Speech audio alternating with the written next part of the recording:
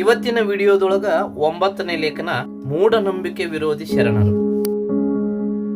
ಬಸವಣ್ಣ ಕೂಡಲ ಸಂಗಮ ದೇವರ ಮನಮುಟ್ಟಿ ಪೂಜಿಸಿ ಕರ್ಮ ಹರಿಯದೊಡ ಪೂಜೆ ಅದೇಕೋ ಕರ್ಣದಲ್ಲಿ ಜನಿಸಿದವರುಂಟೆ ಜಗದೊಳಗೆ ಪುಣ್ಯ ಪಾಪವೆಂಬ ಉಭಯ ಕರ್ಮವನಾರು ಬಲ್ಲರಯ್ಯ ಇವನಾರಂಬರು ಕಾಯತಾನುಂಬಡೆ ಕಾಯತಾ ಮಣ್ಣು ಜೀವತಾನುಂಬಡೆ ಜೀವತಾ ಬಯಲು ನೀರ ಕಂಡಲ್ಲಿ ಮುಳುಗುವರಯ್ಯ ಮರಣ ಕಂಡಲ್ಲಿ ಸುತ್ತುವರಯ್ಯ ಕುಂಭ ಜಂಗಮ ಬಂದಡೆ ನಡೆಯೆಂಬರು ಉಣ್ಣದ ಲಿಂಗಕ್ಕೆ ಬೋನವ ಇಡಿಯೆಂಬರಯ್ಯ ಅಂತಾರ. ಕರ್ಮ ಸಿದ್ಧಾಂತ ಮೂಢನಂಬಿಕೆಗಳ ಆಗರ. ಕೋಟ್ಯಾಂತರ ಜನ ನಮ್ಮ ಕರ್ಮ ಅಂತೇಳಿ ಬಳಲ್ತಾ ಇದಾರ. ಬಾಯಿ, ಭುಜ, ತೊಡೆ ಮತ್ತು ಪಾದದಿಂದ ಯಾರು ಜನಿಸಿಲ್ಲ ಅಂತ ಬಸವಣ್ಣನವರು ಪುರುಷ ಸೂಕ್ತವನ್ನ ಅಲ್ಲಗಳಿತಾರ. ಎಲ್ಲರೂ ಒಂದ ರೀತಿಯೊಳಗ ಜನಿಸ್ತಾರ ಅಂತ ತಿಳಿಸ್ತಾರ. ಬಸವಣ್ಣನವರಿಗೆ ಕರ್ಮಹರ ಬಸವ ಅಂತ ಕಾಯಕ ಯೋಗಿ ಸಿದ್ದರಾಮ ಶಿವಯೋಗಿಗಳು ಕರೀತಾರ. ದೇಹ ಮಣ್ಣಾಗ್ತದ, ಜೀವ ಬಯಲಾಗ್ತದ, ಪುಣ್ಯ ಪಾಪಗಳನ್ನ ಅನುಭವಿಸುವಂತ ಸ್ಥಿತಿ ಯಾವತ್ತೂ ಬರೋದಿಲ್ಲ.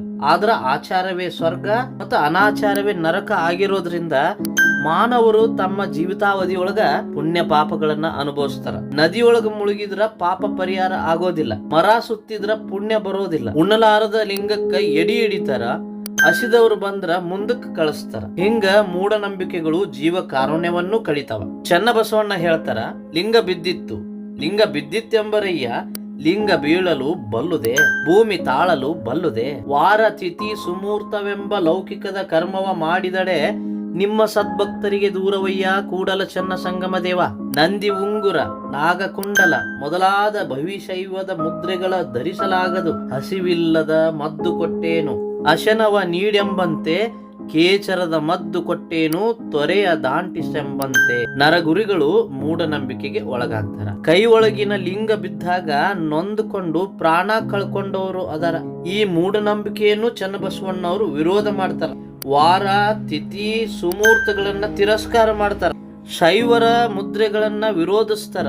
ನೀನು ಊಟ ಕೊಟ್ರ ನಾನು ಹಸಿವಾಗದಂತ ಮಾತ್ರೆ ಅಂದ್ರೆ ಗುಳಿಗಿ ಕೊಡ್ತೇನೆ, ನದಿ ದಾಟಿಸಿದ್ರ ಹಾರ್ಲಿಕ್ಕೆ ಸಾಧ್ಯವಾಗುವಂತ ಗುಳಿಗಿ ಕೊಡ್ತೇನೆ ಅಂತೇಳಿ ಹಸಿ ಸುಳ್ಳು ಹೇಳೋರನ್ನು ನಂಬುವಂತ ಮೂಢರನ್ನ ನರಗುರಿಗಳು ಅಂತ ಮೂದಲಿಕೆ ಮಾಡ್ತಾರ ಚನ್ನಬಸವಣ್ಣ. ಮೂಢನಂಬಿಕೆಗಳ ಮೂಲವಾದ ಕರ್ಮ ಸಿದ್ಧಾಂತ ಮತ್ತು ಪಂಚಸೂತಕಗಳಾದ ಜಾತಿ, ಜನನ, ಪ್ರೇತ, ರಜಸ ಮತ್ತು ಎಂಜಲ ಸೂತಕಗಳನ್ನ ಶರಣರು ತಿರಸ್ಕಾರ ಮಾಡ್ತಾರೆ. ದೇವರಿಗೆ ತೆಂಗಿನಕಾಯಿ ಒಡೆಯೋದ್ರ ಹಿಂದ ಬಲಿ ಕೊಡುವಂತ ಸುಪ್ತ ಪ್ರಜ್ಞೆ ಅದ. ಪ್ರಾಣಿ ಬಲಿ ಕೊಡಲಾಗದವರು ತೆಂಗಿನಕಾಯಿ ಹೊಡಿತಾರ.